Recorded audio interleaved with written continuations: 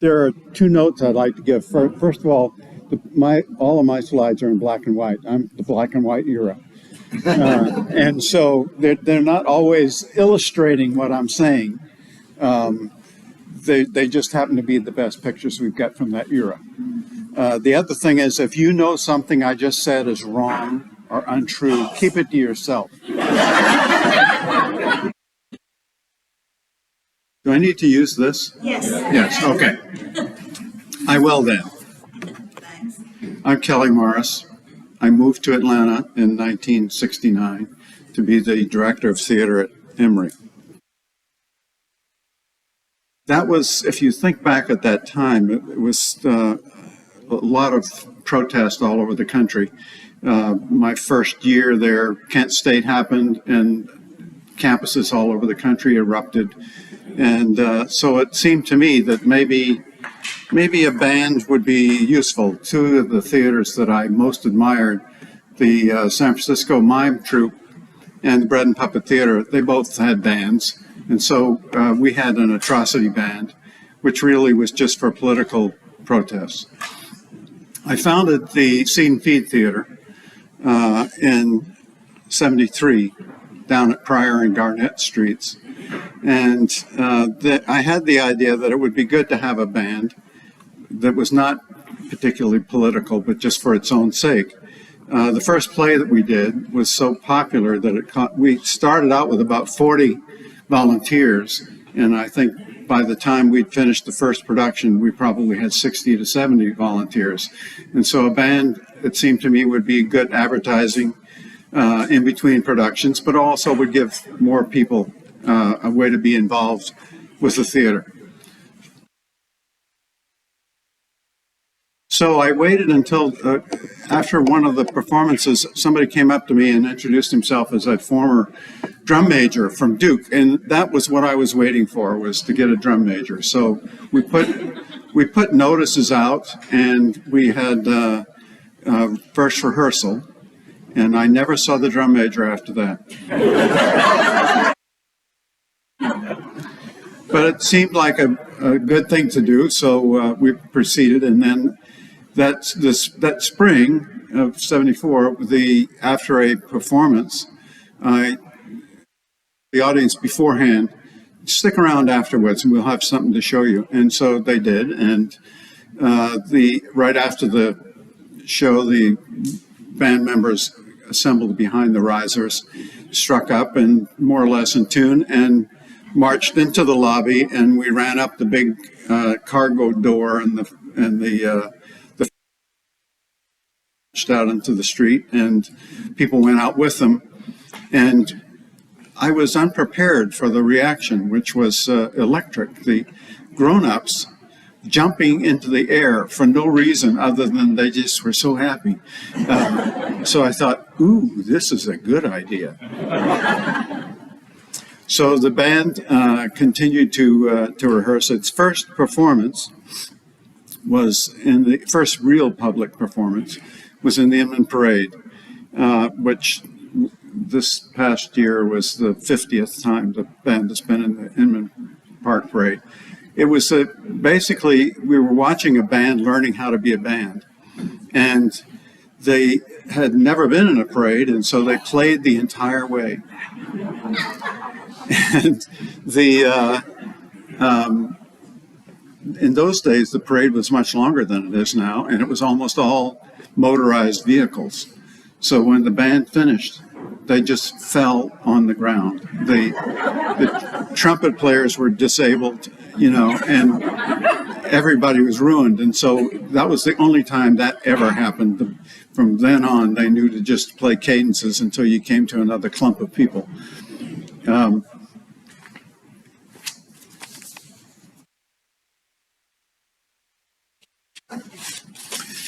The vision for the band, the animating vision, was basically in a quiet neighborhood on a warm evening.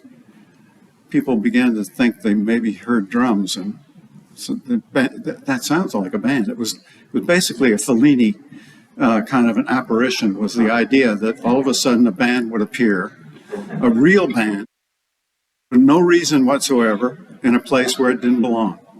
And that became kind of a hallmark for the band over the years, that it was a band of its time, because if you think about that period when Inman Park was reviving, and then lots of neighborhoods around Atlanta were they all started to have festivals, they all started to have parades, and the band was ideal for that. And it was the number of times where people had come up to me afterwards to say, that things had been asleep until the band arrived. And the kind of crazy energy, and I would argue comic energy, that a band brings into a situation like that really enliven things.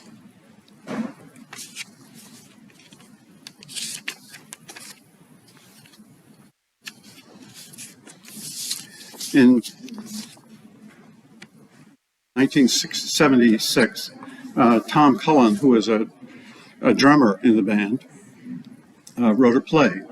And he wrote a play he had a big hit previously with Terminus, and he was working on a trilogy about Atlanta. And this play was based on the band. And it was based on the band and on Black Muslim creation myth.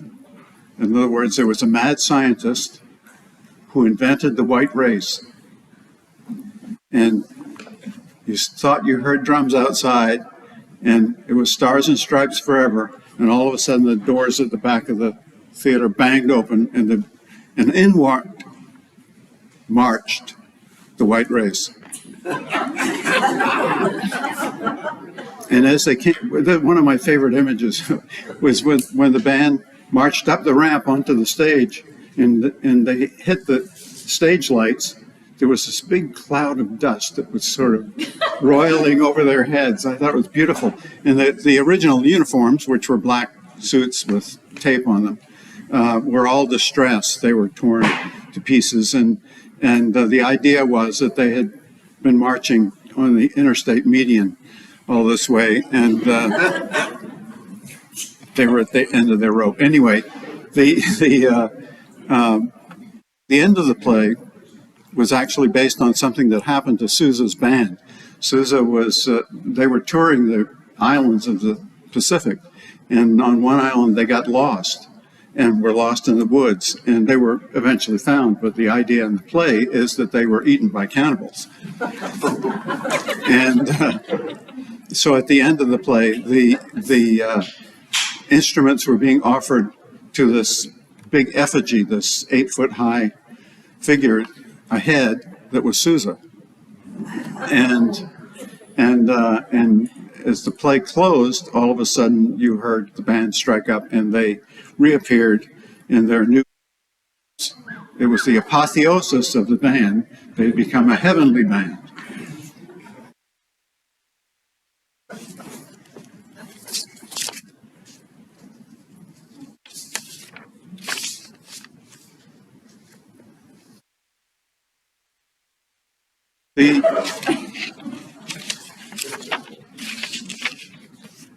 So the band has continued for years, appearing in various parades and neighborhood performances. And one of the things that at conventions and hotels and any place you want to see, and then one of the hallmarks of the band, one of the parts of the band that has been a shtick for all these years, was based on that collapse at the end of the first Inman Parade. And so at some point in the march, the drums begin to slow down, and the band begins to wander around, and then they collapse. And my favorite time of that, one time the band was leading the parade in the Snellville Day Parade, and Jerry Clower was the Grand Marshal in the car right behind, wearing a cranberry leisure suit. And all of a sudden, it was a big highway that the parade was on. All of a sudden, the band collapsed in the middle of the highway, and the highway patrolmen were looking all around. Jerry Clower turned red, but fortunately, the band revived itself. And throughout all of this time, there were, especially in the early days, we had big puppets, we had banners, we had a lot of ancillary characters and figures, and they served not only an activity function, but also a protective function. They made sure that the drum major did not step in a manhole, and that if people were in the way where we wanted to go, they could get shooed before the band actually got there. The band also played for several openings of exhibitions at the High Museum. And one of them, which the uniform reflected, was the opening of a Kandinsky exhibition in the new Meyer building. And the band came in and they played in the atrium for a minute, and then they played, but they went in the other direction. They went down the hall straight into the freight elevator, which was big enough to hold the whole band. And so the doors closed on the and it was all muffled, and you weren't sure whether they were gone or what. And then it opened on the fourth floor, and they were still playing. And it was really sort of a wonderful effect as they came out, and then down the ramps, which was difficult musically, but was spectacular to see, and then out the front door and leading the audience out into the street. That was actually something that happened every time the band played at an exhibition opening. One of my favorite moments there, we had a baton twirler who didn't really twirl it. She carried a baton, but she would throw it really high and made no effort to get it whatsoever.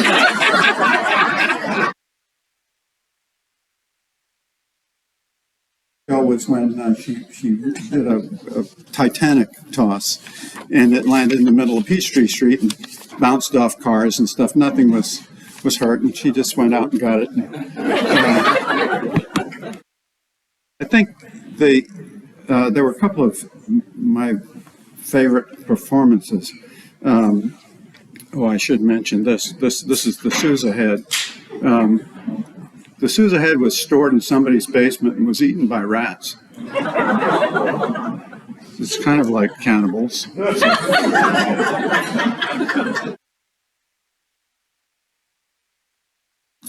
The band one time was going to play for the Barnum and Bailey Circus at the Omni. And while the band was waiting in the Omni station, one of our drummers was a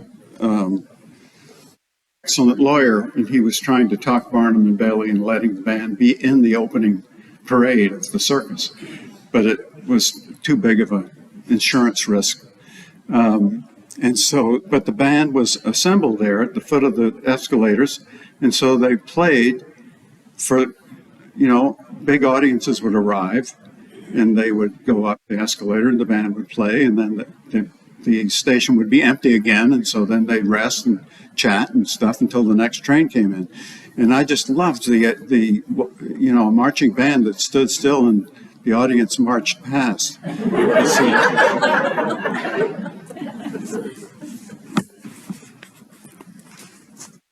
I think my last story here is the band had started going to Spoleto in Charleston in the 80s, and I had heard that they had started doing a pajama march late on Saturday night. And so I went down to see it, and I headed for downtown Charleston about a half hour before the march was supposed to happen. And there was a small motel, and the band had completely occupied the upper floor of it. There were Christmas lights all over the place, and it was like a destination. In this dim courtyard, the trombones were working on some kind of a routine over here, and walking right by me was a guy who was huge with a sousaphone, and he was in a white union suit. It was like a ghost or something. At any rate, just when the band was finally ready to take off, they started walking toward the city market, which is an old 19th century, several blocks long structure. And as they were walking through on the sidewalks, people started just joining, coming out of bars and forming behind the band. And then as the band got close to the market, the drums started doing a click.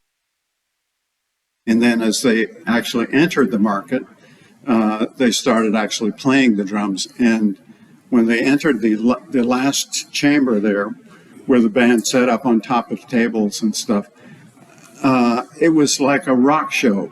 It was electric. And there was a big audience that was there waiting for them and was just delighted to see them. And I thought, ooh, this is a really good idea. And so it is. So I could then, it reminded me of the very first appearance of the band, and thought it was time for me to recede into the mists of legend and just become a mythical figure.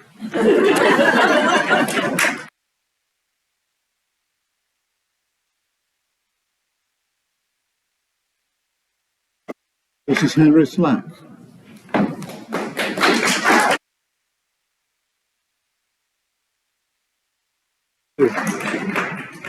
And I'm here to talk about 50 years of fun.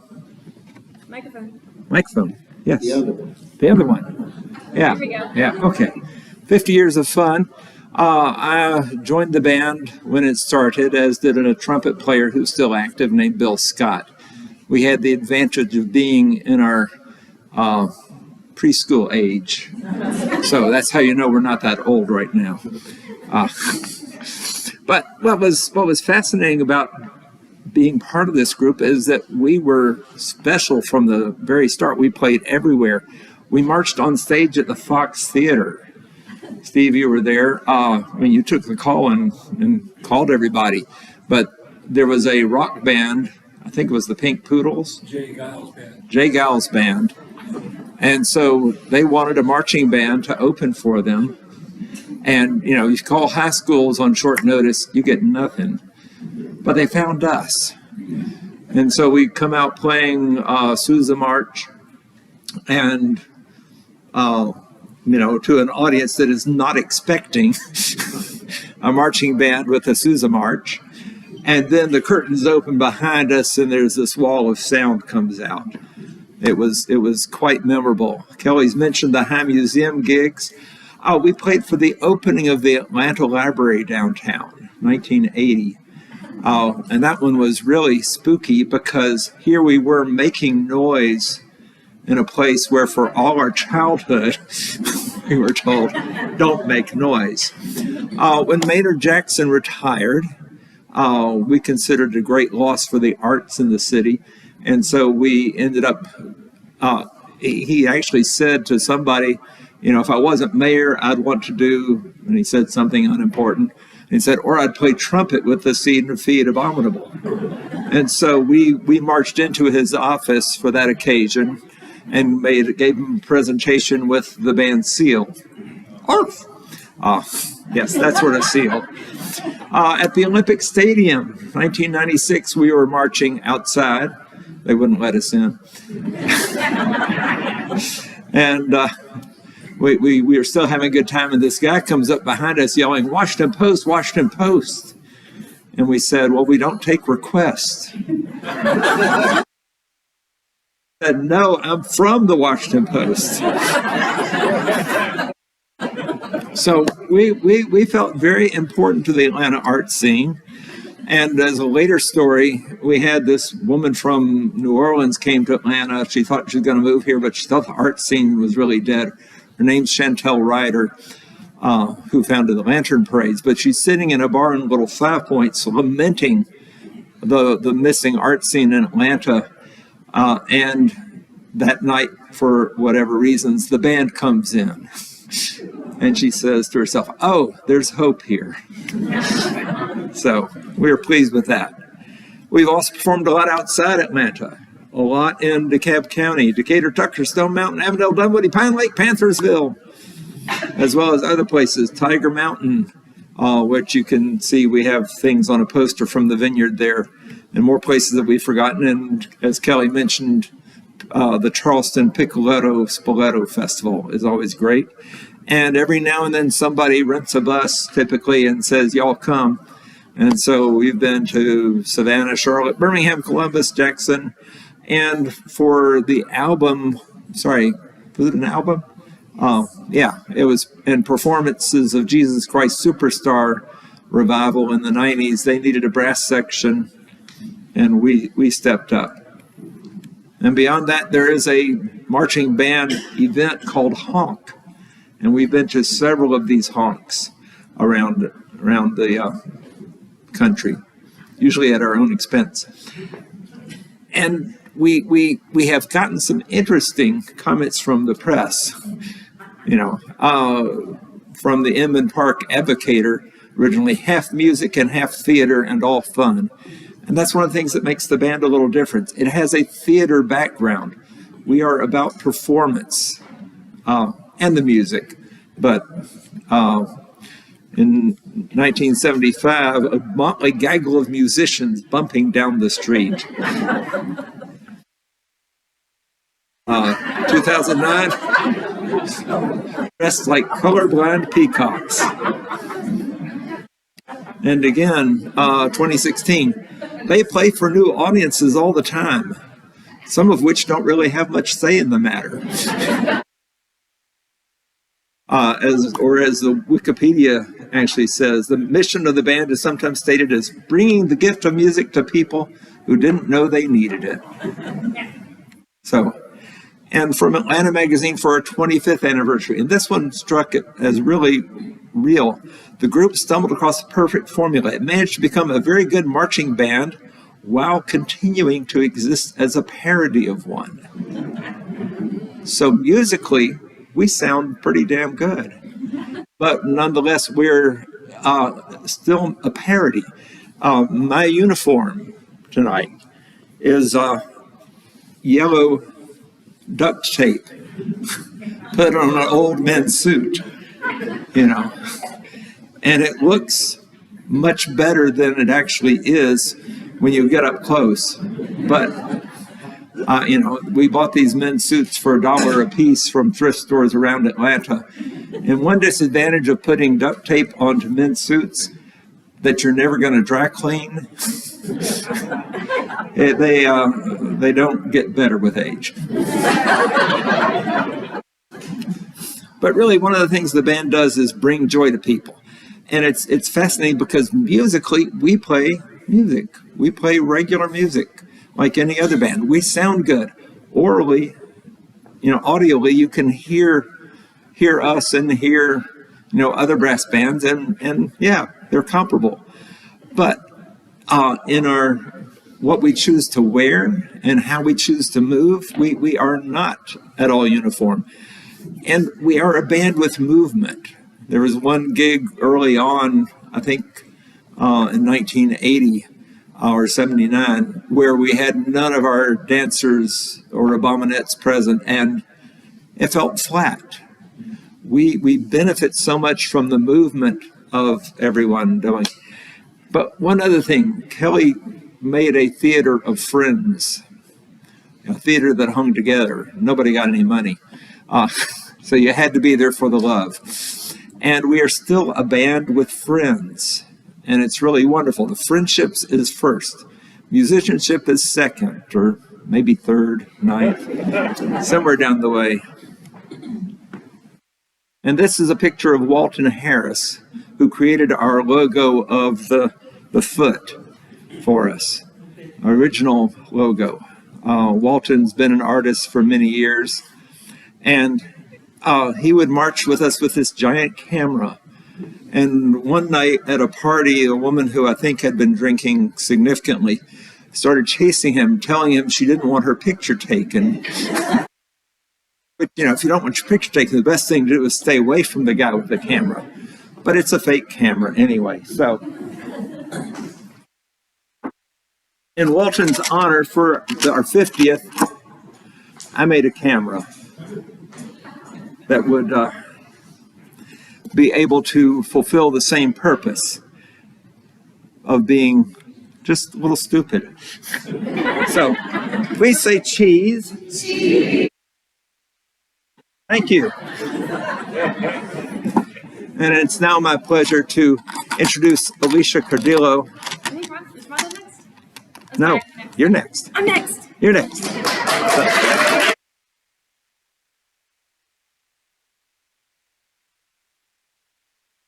Shorter. Hi, I am Alicia Cardillo. I am the current semi-conductor of the band. The semi-conductor, my role is to make sure we're ready musically, but also help make sure the brooms are ready to, brooms being in charge of each gig, they are ready to be in charge of the gig. So they know that, oh, yep. So that they know the music and they know how to work with clients and fulfill the client's needs while at the same time being the band. So I have been in the band 15 years, and I'm going to talk first about our current music. We have 76 songs right now on our music playlist. We've got a couple different categories there, roughly 40 on our we're going to call main playlist, and we're going to keep those fresh and ready to go at any time. We're going to pull those out for any gig, for any client.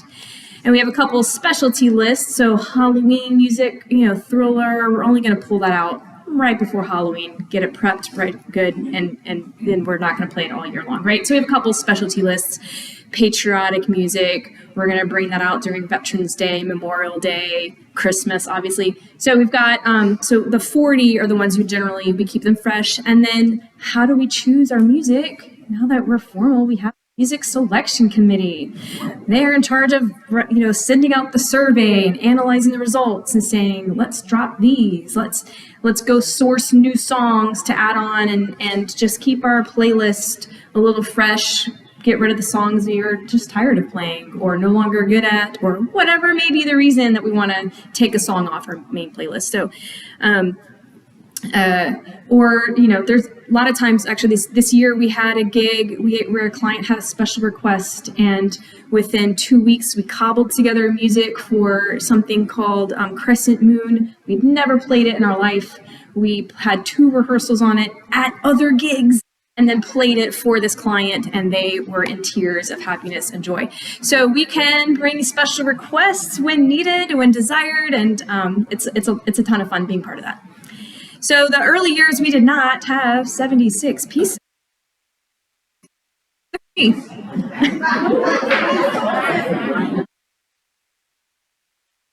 That was one of the reasons, like when he was when he was telling a story about Washington Post, that was one of our original songs.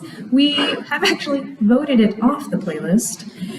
We pulled it back out for our 50th anniversary, and because we wanted to honor it and play it, and we will occasionally bring it back out for a year or two and put it back away. Sousa's very tiring music to play, so we don't want to keep more than 2 Sousa songs in our roughly 40-ish that we like to keep current. It's hard to play. It's tiring. Like, man, at the end of a Sousa song, you are out of breath. So Stars and Stripes is a standard one. We keep that on our list all the time. So as our music availability came with just in general, college marching bands growing and building music for them and making music playable, picking up and creating music for marching bands, we also began to increase our own repertoire. So we have a couple of pieces here where the band was not given accounts at our local publishing houses because we didn't quite understand from Dan, and we because we did not have it done, it would not give us an account. So Dan had to go around and just beg, not borrow and steal, but just really work relationships and work other weird ways of acquiring music. And one of the creative ways was forming a relationship with J.W. Pepper. Whenever they needed to get rid of inventory, we got it at a very cheap price. And so the music was not necessarily always current, but it was, it was playable, it was there, and we tried it out, and you guys can all determine whether we played, kept it or not.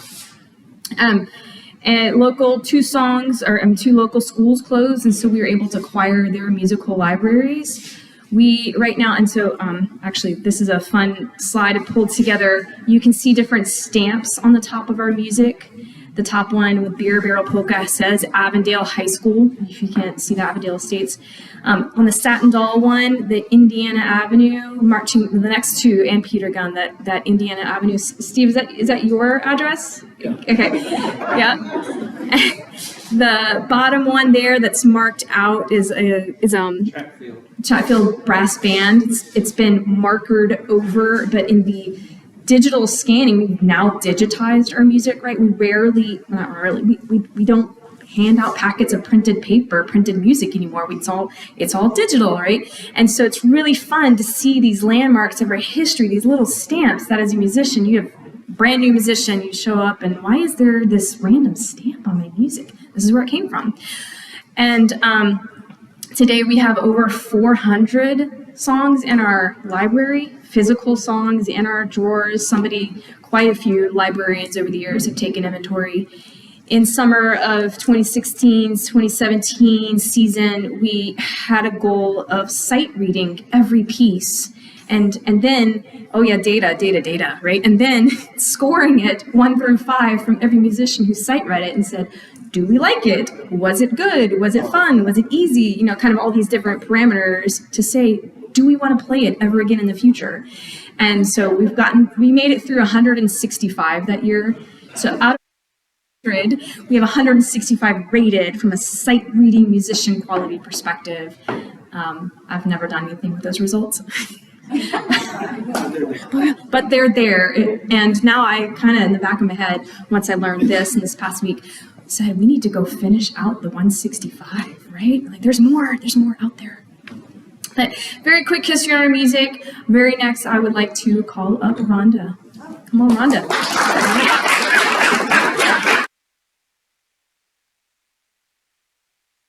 Hey, I have the pleasure of talking to you about the 50-year evolution of the way the band looks.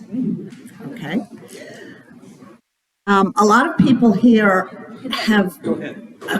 a lot of people here are in costume, a lot of band members. So when I talk about the costume that you are appearing in, you're welcome to stand up or move to the side or even come to the front or whatever you'd like to do, although we're running a little tight on time, so I'm not going to make a big production. Please stand up, and everybody will see our costumes at the end anyway, because we'll be together. All right.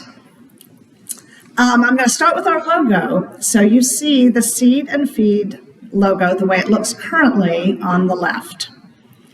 And then you can see on the original bass drum, you can see our original logo. So as in all things artistic or creative, everything is a combination, right? So I have just learned tonight that Laura Ackerman was actually a big part of creating that original logo way back when, because she did the original banner. So just like everything else, it's a combination. And our current logo has been added to, and Louise Christensen, I think, had the most to do with that one. All right, about that original bass drum, that's the original logo, and it is stamped on the original bass drum. Historically speaking, did you know that the bass drum player was the highest paid member of Sousa's band? That's how important the bass drum is. And that bass drum was the first investment that Kelly made in our band, and we still have it. You'll also notice something kind of unusual about the foot. 6 toes, right. And I want to point out that it is a singular foot, only one. So you in this audience are among the elite, the proud, the few who are going to know after tonight the true name of our band. Believe me, we've been called a lot of things. But we are the Seed and Feed Marching Abominable, as in snowman. It's singular. we move as one through the streets of Atlanta. You will see our logo all over town. The lower two pictures, the one on the left is hanging at the Little Five Points Community Center, which is our long-time rehearsal space. And the logo on the bottom right is hanging in Manuel's Tavern, which is our long-time watering hole. All right, so we talked a little bit about the early costumes already. The original vision for our band was a band that could march well and play passably. So we needed to sort of look like a marching band, and our costume designer, Judy Winograd, came up with the idea for buying the men's suits, as Henry said, scavenging from around all sorts of thrift stores, putting the tape on the lapels, the sleeves, and a stripe down the side, and wow, we looked almost like a marching band. Add to that, stepping in time, and to the audiences that saw marching bands as related to football and war, you were delightful. So now, if you're going to be a marching band,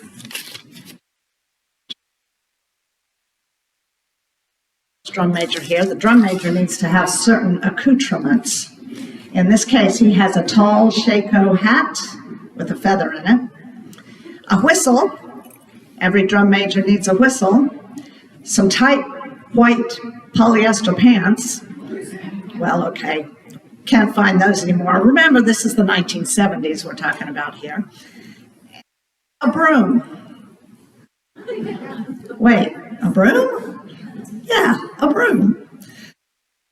So the way Jim Bessent tells this story, he was our original drum major, is he needed some tall, lightweight object to mark time when we were in a parade for the band behind him to be able to see.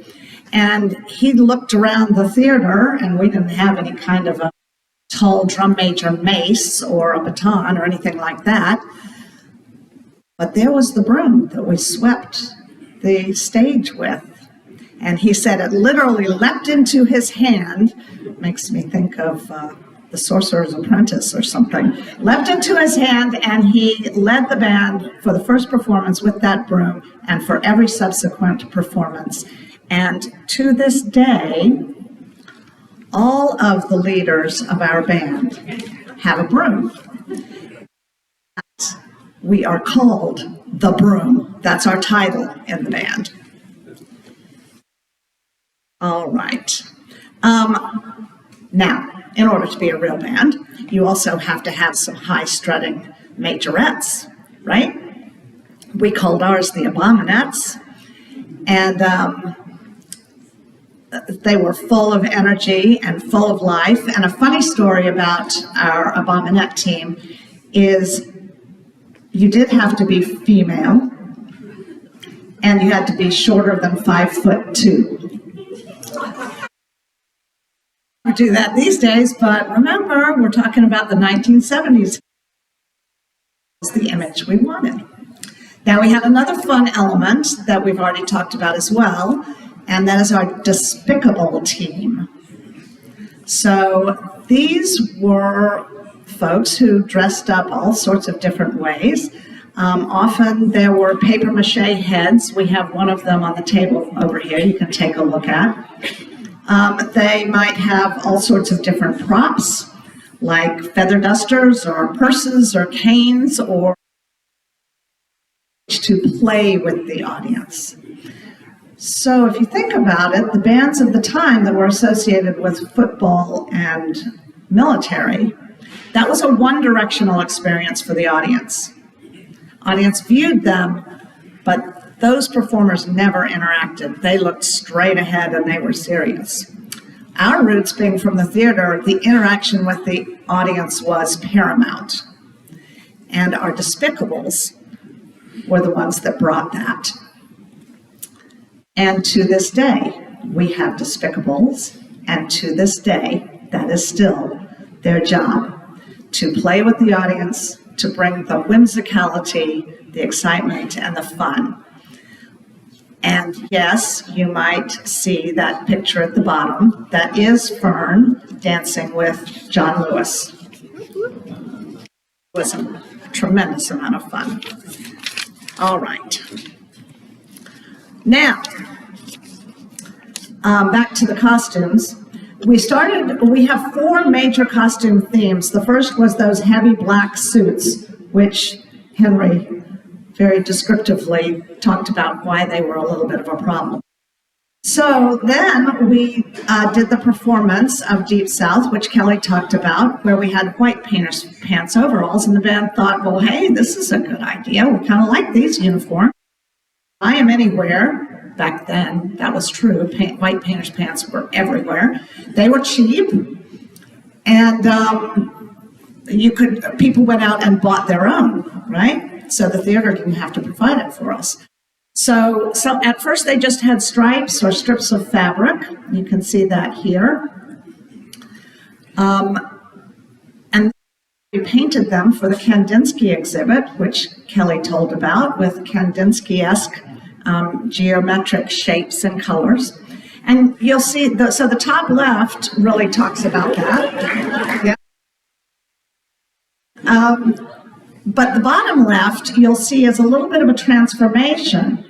So people started painting their own overalls because, of course, the band was getting really popular and everybody wanted to join. And the costume designer for the theater couldn't keep up with doing all of the painting for all of the overalls and their own.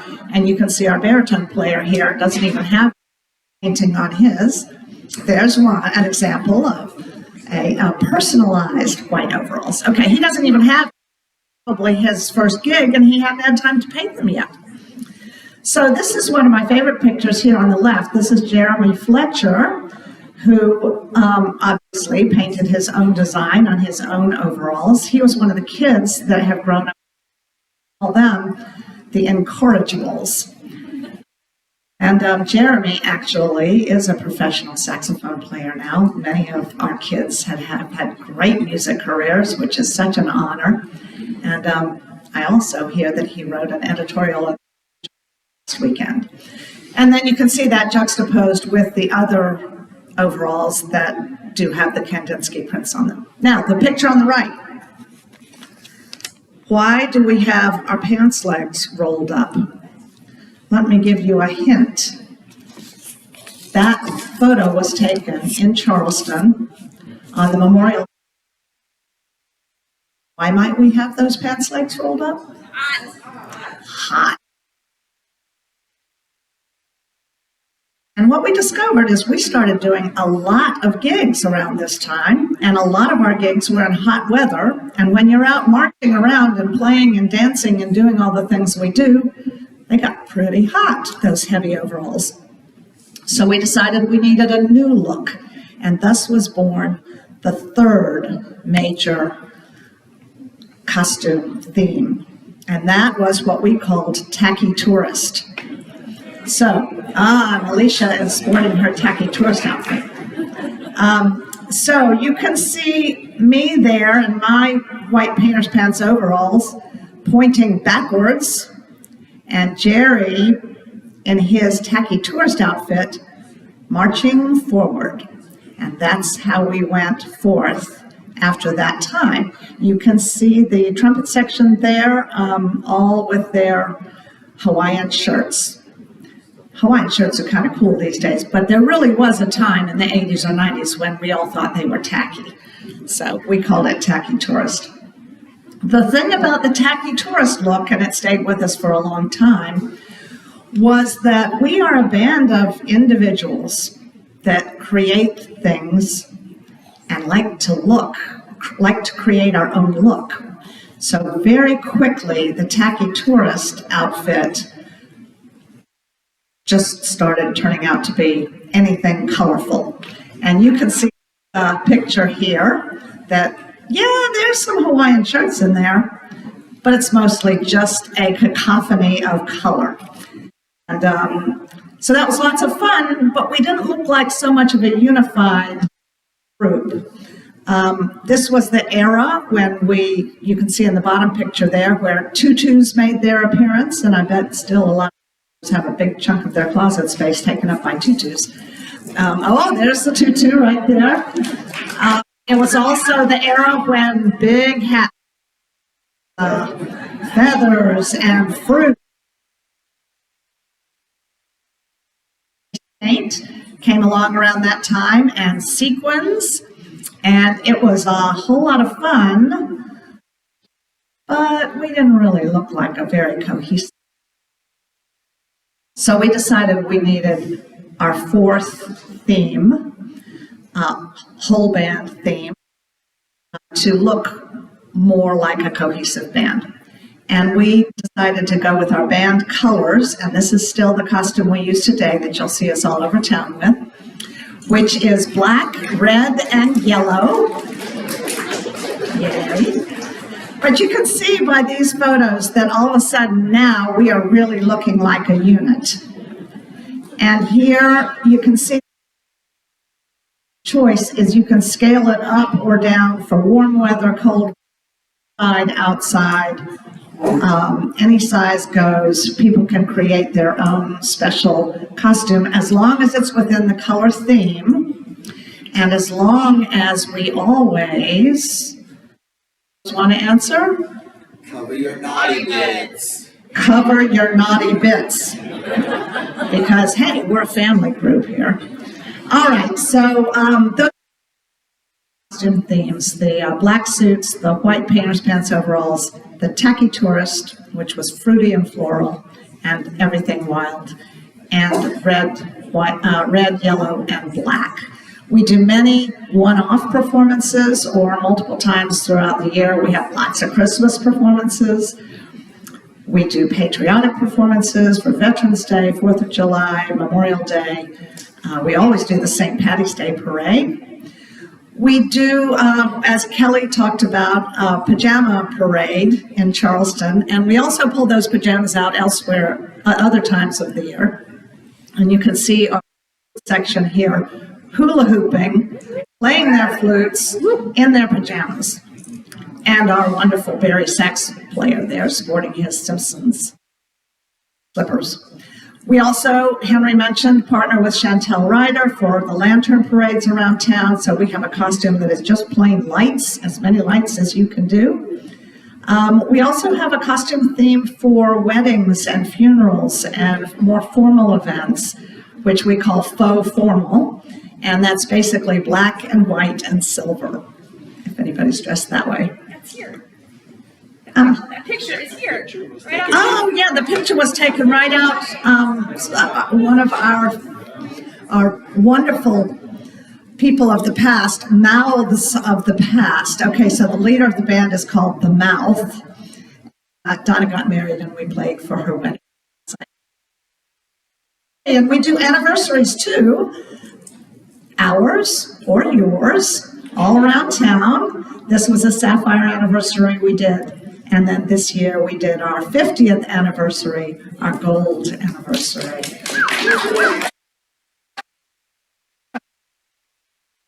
Wherever you might happen upon the Seed and Feed, we will be playfully bedecked and bespangled, and we will be bright and loud and colorful in and we hope to see you soon on a street corner near you.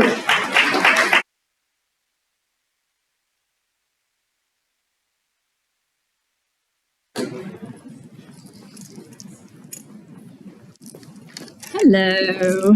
I'm appearing to you today as the ghost of the 1990s past.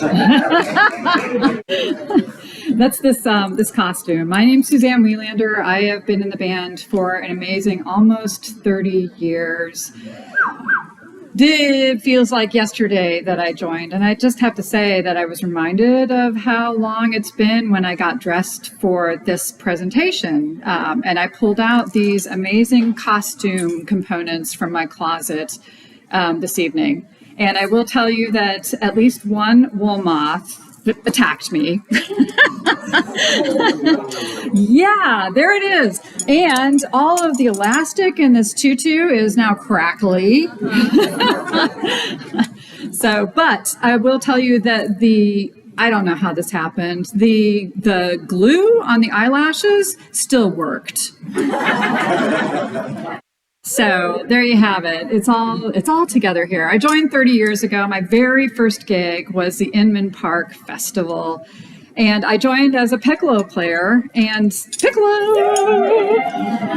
Anyone who plays the piccolo knows that most of the time we're kind of like this unsung part of the marching band, unless it comes to Sousa songs, where apparently John Philip Sousa had a really fond spot in his heart for piccolo players, because he wrote us some really amazing and intricate solos that are just so much fun to play. So I joined the band. I went to a couple practices, and I showed up for my first gig, which was the Inman Park Festival. I didn't understand tacky tourist. At the time, I thought an ironic T-shirt would be tacky, but it wasn't tacky enough. For some reason, in the pictures, I also have mud on my face, so apparently that was an effort to tack it up a little bit more. But we used to have a practice, though, of Wander and Die, and you heard Kelly talk about Wander and Die down the street. We're getting tired. It happens in Stars and Stripes. And it happens in Stars and Stripes at a particular point that is very fond to every piccolo player out there. And I know what you're talking, you know it. It's the piccolo solo. It's what we live for. No one used to tell new band members about Wander and Die. So here we are strutting down the street, playing Stars and Stripes. I'm like, I even got my piccolo out and I practiced this week. So I'm ready for my moment in the sun. And what happens we get to the piccolo solo section and the entire band starts slowing down and laying down on the ground. And thankfully, I figured out that's what I needed to do too. This was not an opportunity for a complete solo in front of dead and dying band members. And I will say that joining the band for me, I think, is encapsulated in that moment, because it really is, it was kind of like coming home. Like, all these people have the same sense of humor that I have and that my friends in high school had. And it was an amazing feeling of being in my community and having that make sense for me. And now I'm going to do a couple of slides really quickly. I'm here to talk to you about the endowment, the Seed Feed Marching Band Endowment. The story of survival, sustainability, and community connection. And it started in 1998 when the band was broke. We're a completely volunteer organization. Nobody gets paid for being part of the band, and we don't pay anybody for being in the band, and we also don't require anybody to pay any membership dues. You show up, and that's good. But the band does have some expenses. We have rent. We got to keep the lights on. We need a place to practice. We need storage. We need to buy the music that Alicia talked about. We have a few instruments that need maintenance from time to time. And we had gotten in the practice of not paying for all of our expenses on an annual basis. And it got to the point where we were absolutely not sustainable. We couldn't pay the rent. We couldn't keep the lights on anymore. And over the years, we had been lucky enough that the Camerata supported us with some money. Our parent organization was helping us, but we really we had to grow up.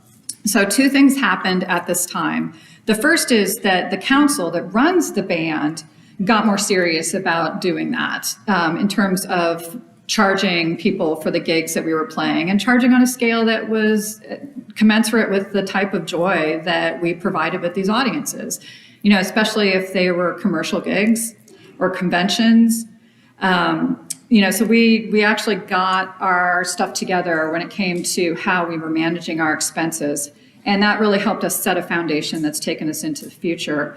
But the other thing that happened at this very same time was the brainchild of this man, Larry Smith, who said, what if we created a 501c3 endowment for the band, and we raised enough capital where the interest that we earned on our investments every year could go toward paying the band's expenses to help make us sustainable over the long run. And that is exactly what we did. The endowment was born in 1998. Our mission is to provide a financial backstop to the expenses that the band incurs. And we do have the official imprimatur of the government of the state of Georgia and the government of our United States. So we're an official 501c3 organization. That's not easy to do, y'all. And this is where I get to act like I'm in banking again. Okay, so we raise money on an annual basis. Our capital investment has grown to $140,000 now that we've raised since the endowment was created. And over the last 13 years, we're starting to see a transition from providing the financial backstop to the band to also our secondary and similarly important goal is to serve as an outreach to music education programs in the Atlanta area. So we provide grants to schools, to music therapy organizations, to help them be sustainable. Because I think you know what it's like to run an arts organization these days. It's being chronically underfunded. And a lot of Title I schools in Atlanta have student populations who might not have the money to be able to afford the reeds for their saxophones or the valve oil for their brass instruments. So that's where we come in. So we're creating ties inside the Atlanta community by helping them meet their goals. And we're actually growing the next generation of musicians, which is super exciting. So the types of organizations we give to, here's just a few examples. A lot of elementary schools, a lot of middle schools, a lot of high schools, in particular high school marching bands have a really fond spot in our hearts. We also have a relationship with the Fraser Center where some of our band members, they perform a music therapy, they administer a music therapy program for the clients of the Fraser Center. So that is what we do. And I'm going to end with one more quick little story about how an incorrigible went full circle in this. One of the band members in the 1990s would bring her son, who was high school aged at the time, to play with us and rehearse. And he did gigs with us, and we fondly called him Scooter. So Scooter was a trombone player. That was the 1990s, and now Scooter, we've come full circle with him. He is a band director for Lakeside High School here in Atlanta, and this year they applied for a grant for Scooter's band. They don't call him Scooter anymore. But we, through that donation, helped him buy some more instruments that his band students needed. So that's the work of the endowment. Thank you very much.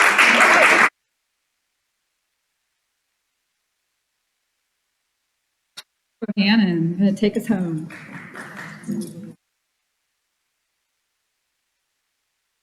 Since you mentioned Scooter, I just have to tell this story. I live in the neighborhood of Lakeside High School, and I was practicing my horn. I do every now and then, and one of the neighborhood kids knocked on my door one day. He says, "Does someone play a trombone in this house?" I said, "Yeah, that would be me." And he says, "Oh," and he said he went to Lakeside, and he said, and I told him I was in the Seed and Feed, and he said, "Oh, you must know Mr. Fairchild." I said, "Oh yeah, I know Scooter." He had never heard him called Scooter before, but anyway. I'm going to tell you about how we came about to produce a book to commemorate the band's 50th anniversary. If any of you have ever worked on a high school yearbook or a college yearbook, you know what that involves. Well, this was going to be something like that, but instead of having to deal with 1 year, we had to deal with 50 years. So that was our challenge. More than 2 years out from the 50th anniversary, we started talking about this, and we wanted to figure out how could we make a book commemorating our anniversary. At a meeting we had in January of 2022, we formed a very flexible committee of a few interested parties and figured out how we would go about doing this, and Kelly Morris was part of that. He gave us some insight into book publishing from his work experience. And I volunteered to head up a committee to sort through the photos. That was going to be the biggest thing we had to deal with because we had a lot of photos to deal with. At this point, I wasn't in charge of the whole thing. It eventually happened. Those things happen. But the research committee got busy and started doing their work, and it's a good thing we got started on this in February of 2022. Around August of that year, we were really getting into it, and we set a few guidelines for selecting photos. We wanted to have action shots as well as posed photos, and we thought about how the book would be structured, various chapters on our history, our gigs, our blitzes, our road trips, our costuming, our shtick. We talked about what we envisioned as the size of the book, what we thought we could produce for a reasonable price. We took one section at a time and started looking at photos. And of course, we had way more than we could even think about from the last 25 years because that's when everybody had a camera on their phone. We had official photographers from the very beginning, but the last 20 years or so, everybody takes pictures. So we had official photos and we had pictures that people had just posted to social media. By the time November of 2022 rolled around, we had a general idea of the gigs we wanted to cover, and we began reviewing photos from all these sources. But the best news I got as we were trying to figure out who was going to do different things in the book is that Alex Bohannon, who was a flute player in the band, he has moved away, and at that time he had moved to the Boston area, but he let us know that he would be very willing to lay out the book. And that was a big relief for me. And I sent Alex these 3 photos you see on the screen. Those are 3 photos from 3 different decades. There's a rare color photo from the 70s. There's another photo from the 90s. And then the photo in front of the High Museum was taken in 2023. And I sent this to Alex, and I said, you know, I'm looking at these 3 photos, and I'm thinking there's got to be something we can do with these as a cover photo or a cover page for the book. And I asked him what his idea was. And this is what he came up with. He took those 3 photos and combined them into what looks like one group photo of the band, but there's actually 3 different decades of people in there. And most people don't even realize it when they look at it. And when you look at it carefully, of course, you can see it's 3 pictures pasted together.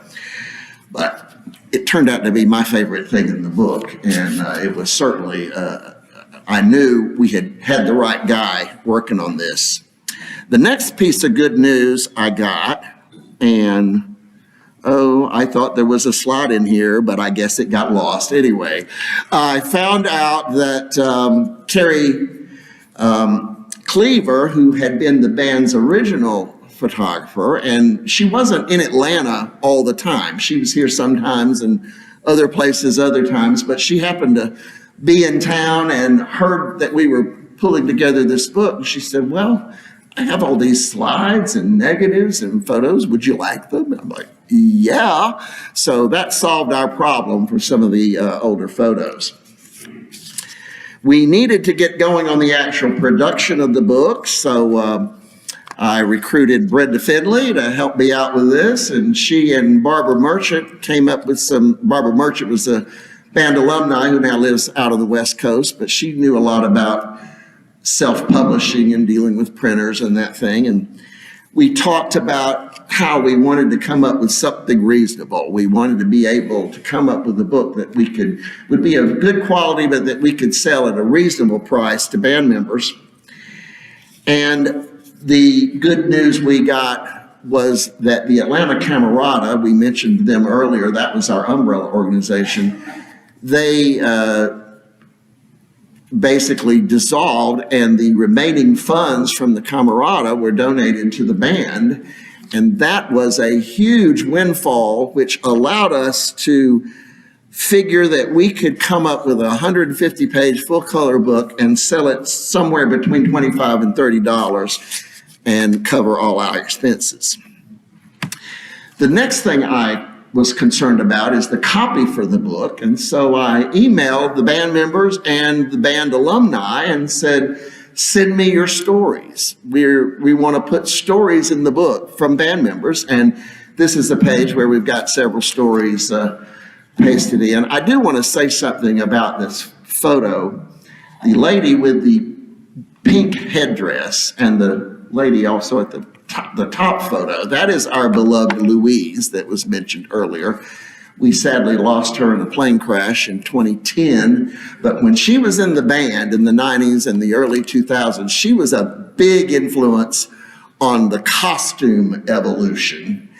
And she's there in sort of her usual kind of Louise kind of costume, but the lady standing next to her in the bottom photo is Sarah Allman, who this was taken at a Halloween gig, and Sarah is dressed as a pirate. And you can't see it real well, but on Sarah's shoulder is a parrot, and the parrot is dressed as Louise.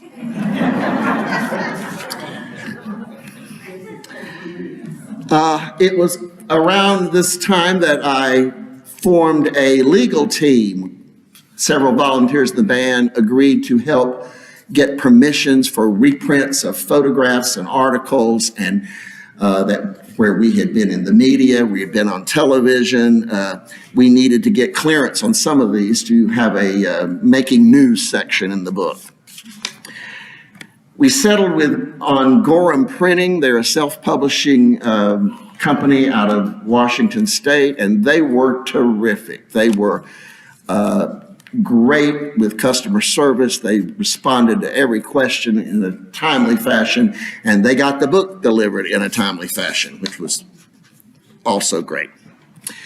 It was around November 2023 that Alex had to get started in earnest, and basically I would just send him something like this. This is just a Word document where I pasted in some photographs and some copy, and I would send it to him and say, wave your magic wand and do something with this. And he took that and made it look like this. And that's the book. We've got a copy, I think, over there, yes, that you can flip through and take a look at.